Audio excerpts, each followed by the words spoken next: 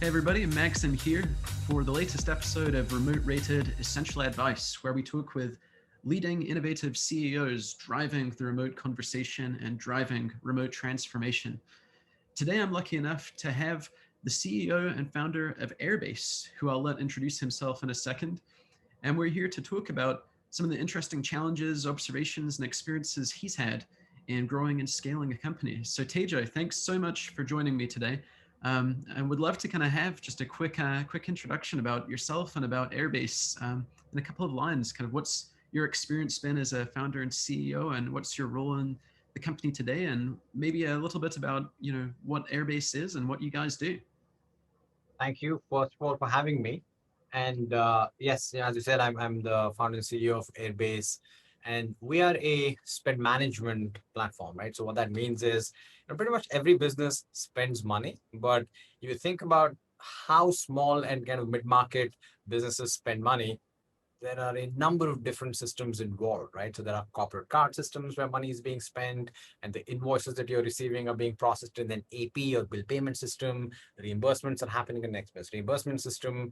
The request approval workflow is happening in Slack or email. So bottom line, there are like 5 or 6 different systems involved in how businesses spend money. That's super painful. That's like a death by 1,000 cuts. There are so many different challenges associated with doing things that way.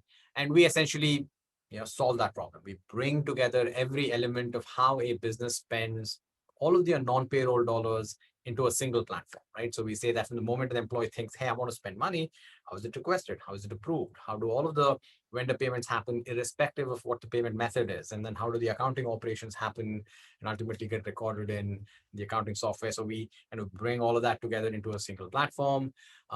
It's a longer conversation for why did that even happen earlier? Like, why is it that in 2021 we're kind of solving that problem? There are interesting reasons for that, but we think that's going to be the future of how the problem of how businesses spend money is going to be solved. And yeah, so that's what we do. We're a like you said, we're a globally distributed team. We're approaching about 100 employees now. We have employees in about 9 different countries, and yeah, we've been around for about 3.5 years now. And as we continue to grow, it's fascinating for me all the lessons that we are also learning as we hire around the world, right? Amazing, amazing. Yeah, makes great sense. And Airbase is, of course, kind of taking care of arguably one of the most critical resources of any company, which is the cash flow and lifeblood of what makes things work and where things can go wrong when it does go wrong. So we'll dive right in, Teja. Something I always like to ask CEOs is, there's obviously so many different challenges when it comes to scaling a remote team, whether it's kind of managing culture, figuring out onboarding, whether it's getting the tooling set up correct, anything from really tactical stuff to strategic. And I'm wondering if for you, there are any kind of things that come top of mind as far as kind of interesting challenges that you've encountered in growing and scaling Airbase and getting a remote team that's really kind of working together and operating efficiently. Like what are kind of the kind of key challenges that you've faced or things that have surprised you along the way? And I think these are some lessons that pretty much everybody who embarks on this journey of building remote teams learns, right? And we learned all those lessons too. And we one early on was the importance of asynchronous communication and getting used to asynchronous communication. And this becomes especially important when you have people in multiple time zones, right? So we literally have people in 9 different countries all around the world, and it just is impossible for you to have live conversations with everybody when you want to, right? And in some ways, the sun never sets on our team.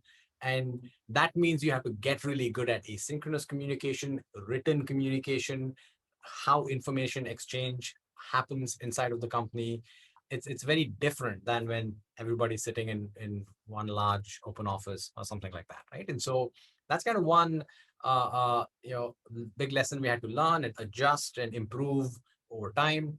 Others include, as you mentioned, onboarding is a very important task, especially when during the pandemic. I guess a lot of people have gotten used to it.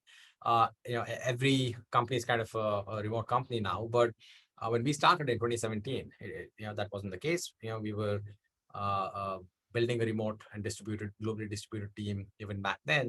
And we learned early on that you really have to pay attention to the onboarding experience, because people just turn up, one fine day, and they're sitting in their house and like, okay, now what do I do, right? And if you're in an office, you can tap somebody on the shoulder and you can learn by osmosis. All of that happens, but you need to provide people a lot more structure from an onboarding perspective. And we got a lot better at that as we were hiring people in the early days, and we learned about what is missing in kind of a remote onboarding experience. And so we filled those gaps. Now we have a pretty good process around coming up with an individualized onboarding plan and kind of pairing people with buddies, and as we scale and things like that, and having daily one-on-ones for the first 2 weeks with the manager, and making sure that people are not blocked, and setting the right expectation in terms of what productivity should be, and what is expected, and because these are all things that people watch and learn in terms of the culture of how companies operate, right? So how do you kind of try to replicate that as much as possible, even though you are not with each other in the office? So those are all some of the challenges that I guess every remote company tends to learn and get better at, right? Absolutely. No, it makes really good sense. And I'm curious to hear more about kind of a bit of the growth story where, you've obviously gone from this really kind of key, inflection point from like, presumably zero at the start all the way up to this kind of big 100 mark, which is a big accomplishment, and congratulations on that. And I'm curious if you were to kind of time travel back to the very beginning, knowing everything you know now, like if there are any kind of key things related to kind of your remote configuration that you would think about doing differently if you were to start over again, like any kind of key mistakes that you feel you made along the way, or even just optimization points that you feel you would consider doing differently if you had had a restart button. Got it. Yeah. So first of all, I wouldn't congratulate myself on number of employees ever, right? So that has nothing to do with the Sure. quality of the business that you build. But hey, like I'm thankful that we've been able to attract a really high quality group of people. And in terms of what I would have potentially done differently, it might have been uh, thinking about the cultural aspects of remote work and the investment in the people operations, and maybe you could even call it the HR function, much earlier in the life cycle of the business, right? And so, this is my second company. I built another company before this, and we were very office centric. So everybody came into an office. We had an office in San Francisco.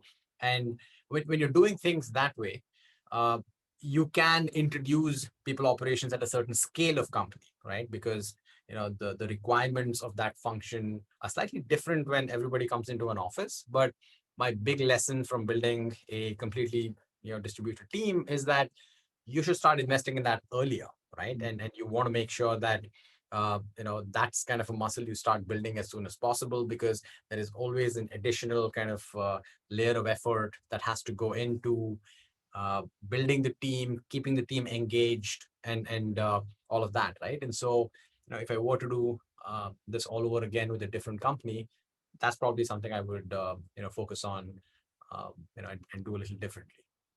Makes really good sense. And it perfectly segues into my next question, which is really kind of focused on company culture. And I think one of the challenges I hear from everybody, from the senior most, executives down to junior employees, is kind of figuring out interesting ways to get employees to collaborate and build rapport and connect on things that go beyond just work. Like, how do you kind of take this kind of ping pong table, beanbag chair hangouts, and happy hours after work? Like, how do you kind of transform this into a remote friendly format? And I'm curious if in your experience at Airbase, like if you guys have come up with any interesting things, or have kind of done any kind of retreats or activities, or online sessions to kind of get people to come together and build that kind of friendly rapport with people. Got it. Yeah, and look, the difficult answer is that there is no perfect substitute that matches being in person, spending more time together, and the water cooler conversations and all of that, right? And so the best you can do is try to replicate it as much as possible. And we do that in lots of different ways. And we absolutely, at least before the pandemic, we used to get together in person, at least once or twice. If it was a smaller team, we actually got together twice a year. And we did that, for the first year to 18 months. But then obviously we haven't for the last, 12 to 14 months since the pandemic started. Hopefully, towards the end of this year, we'll be able to get together in person as a team again. But that is an important piece of it. You want Yeah. to bring people together at least periodically, so that they build, the bonds. Yes, you might not be going into an office, but at least if you can spend some time together, you spend a week together, you work together, work on some projects together and things like that. That helps, right? You take away those relationships that you've built, and you kind of work more effectively together after that. That's one thing we do. But even on a day-to-day basis, there are so many tactics that we follow to, in some ways, manufacture serendipity, right? So we do the random matching of people with each other across the company and give them an opportunity to speak about anything but work, get to know each other. There are lots of these kinds of affinity groups that we have in terms of the book clubs, and we do career chats, and there are a lot of those kinds of opportunities for people, people who are interested in music, who are interested in fitness, and we actively try to encourage people to connect in each of those areas. But the bottom line is, you try. And this is something I've had a number of conversations with people who have been building distributed teams who are ahead of us in terms of headcount and all those kinds of things with founders. And because I think a lot about how do we continue to do a good job of that, and make sure that people feel that sense of connection to the company beyond the mission of the company, the purpose of the company, the work that they do. Those are all table stakes. But there is this additional layer of connection to your co-workers and employees and other team members. And what else could we be doing? And I've spoken to a whole bunch of people, and the very common answer is that, look, there is no silver bullet, right? Yeah. And you just have to kind of try everything, do everything, and that's pretty much what everyone I have spoken to, who are ahead of us in that journey, have told me, and then that's pretty much what I will tell anybody who might be behind us in that journey, right? And so take it seriously, invest in it, but don't look for the perfect model. There is no perfect model, right? And we all just try, right? Exactly. Exactly. And you bring up two super important things there, which I'm kind of excited to emphasize, which is, the importance of manufacturing serendipity, where you are kind of fostering those connections that are pretty easy to happen organically when you're all in the same place, a little more tricky in a distributed environment. So totally agree there. And then I think, the bigger point you're also making, which, I completely agree with, is like the simple importance of continuing to try, continuing to iterate. And I think for so many leaders, it's lost on them in some cases just how simple the act of trying really is in terms of building morale, and showing real care. So And being ready to fail, right? yeah, And in experimentation, you're going to try a bunch of things that will not work. That there will be no engagement from the team, and it'll fizzle out, and nobody will participate, and that's okay, right? I think you should be okay with trying and experimenting and seeing what works. But especially as you scale, maybe only if you have 10% of the team interested in something, 15% interested on something, that's still good, right? You're yeah, giving them an outlet to connect and communicate and engage with other people on the team. But if you have like a dozen different opportunities like that, individuals are different, people are different, especially if you're building a globally distributed team. Cultures are different, and they are attracted to different kinds of interests and activities, and you just want to give people the opportunity and to participate in the things that interest them. But trying broadly, being willing to fail, experimenting, and in my experience, that's worked out well for us. And I'm not even going to claim that we do it incredibly well. We are constantly asking ourselves, what more could we do, and how could we do it better? And so it's that willingness to continually reevaluate and critically look at your own kind of approach. I think has worked for us, right? absolutely. Makes really good sense. And my next question is a really kind of a more tactical, practical question. I always like to find out, from the leaders I speak to, what kinds of tools, products, services that you kind of consider essential parts of your day-to-day operations. And it could be things as simple as, a great microphone that you really love, or it could be as kind of big picture as like a key project management tool that you've discovered. But I'd kind of love to hear like what's in Tejo's kind of personal stack on a day-to-day or week-to-week basis that you feel have been kind of pivotal to your operations and success.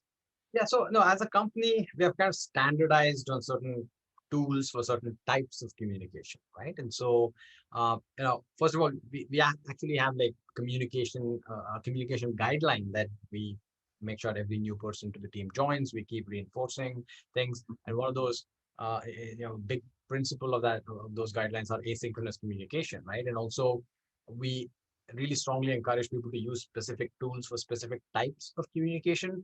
One example of that, email is very rarely used in Airbase for internal communication. It's mostly for external communication.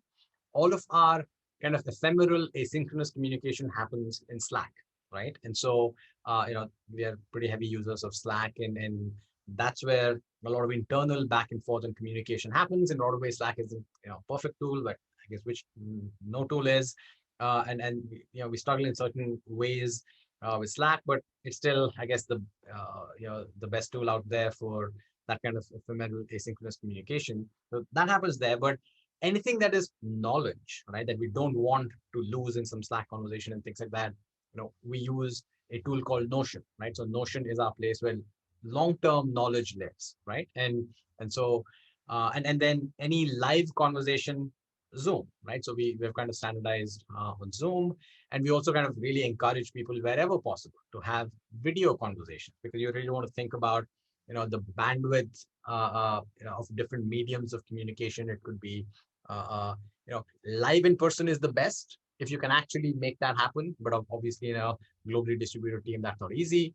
Next best from a bandwidth perspective is a live video conversation.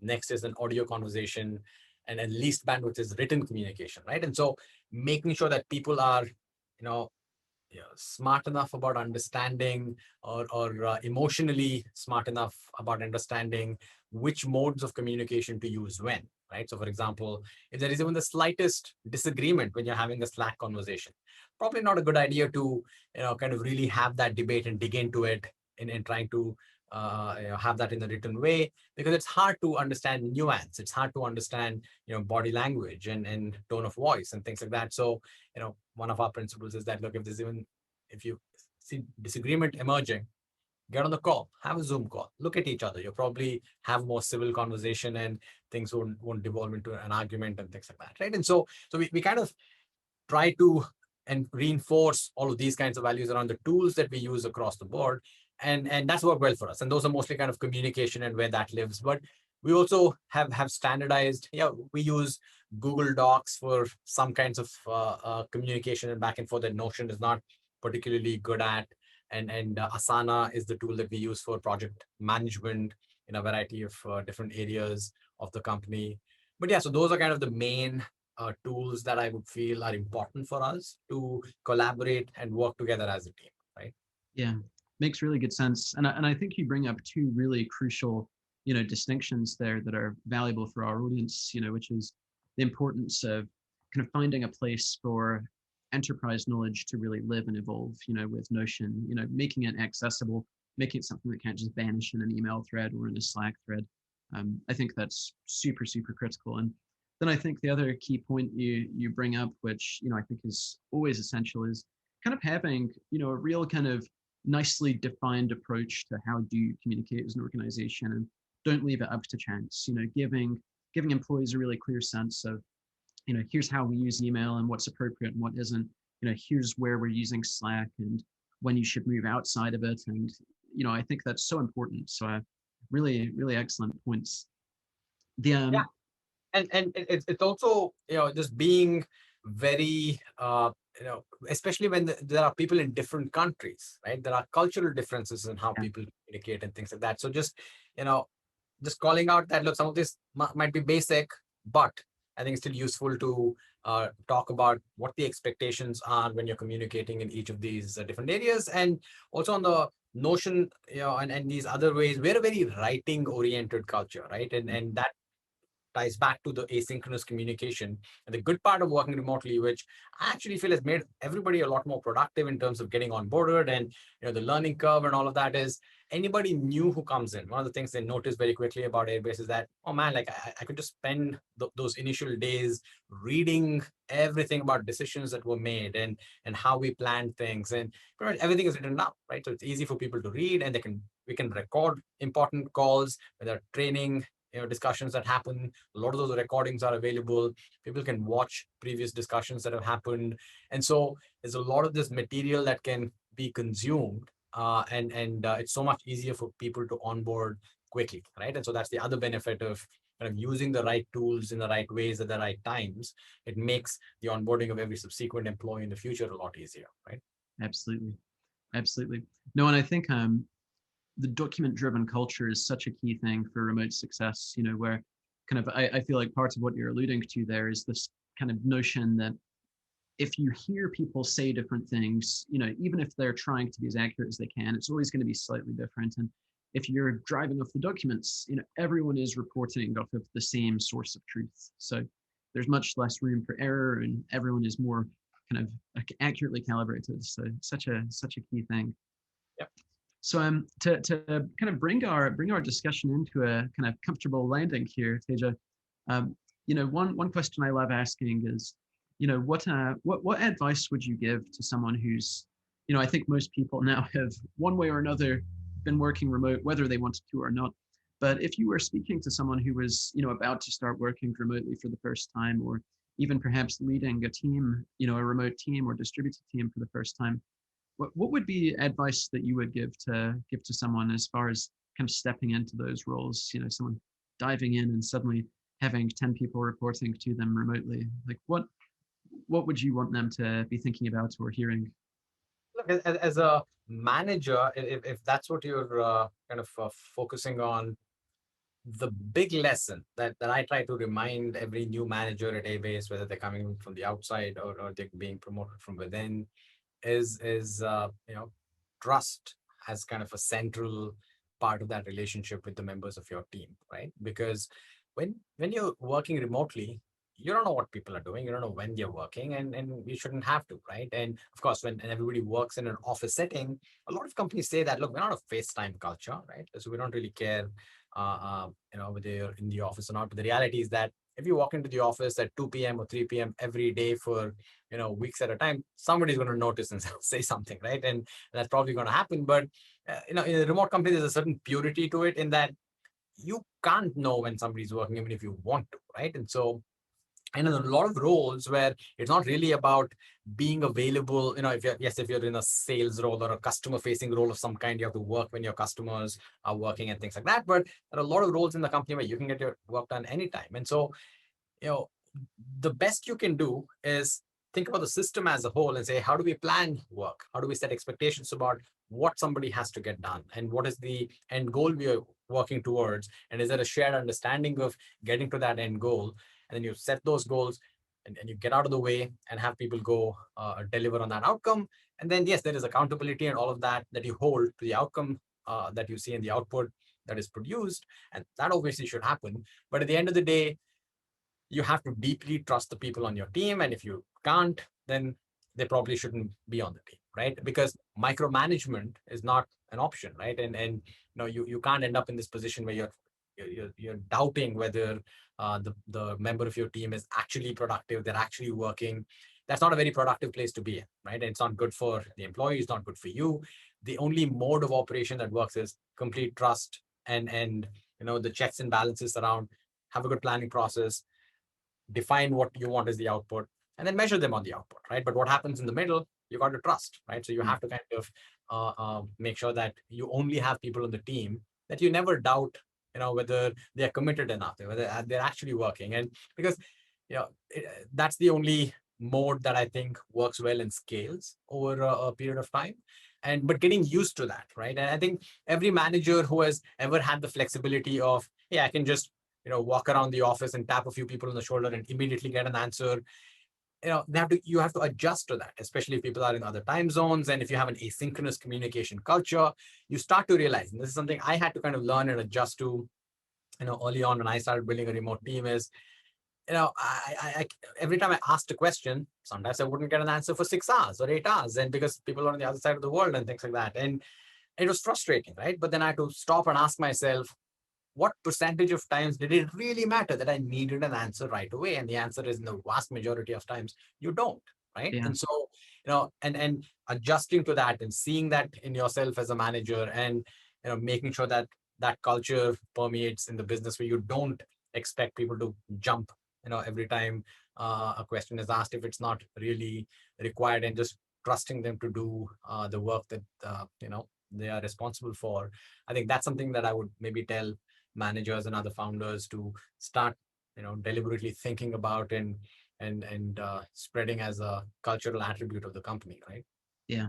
No, it's really excellent advice. And I really love that. It's a kind of great way to close out, this discussion. Is like, build a culture, build processes that are predicated on trust, predicated on outcomes, focused on results, driving document-driven approaches, finding ways to centralize knowledge, like all makes such incredibly good sense. And I think it gives me high expectations for Airbase going forward. And I'm certainly excited to keep watching your guys' growth and to stay in touch. And so grateful for your time today, Tejo. I think this was a really great conversation, and really brings into context a lot of things that I'm sure many leaders of all companies are really thinking about and working to optimize each and every day. So thanks so much for joining us today. Thank you so much for having me. It was fun to chat with you about this. Excellent. Well, thanks everybody for watching, and thanks for joining RemoteRated Essential Advice. You'll join us for the next episode, I hope, where we will continue to speak with leaders in the remote space.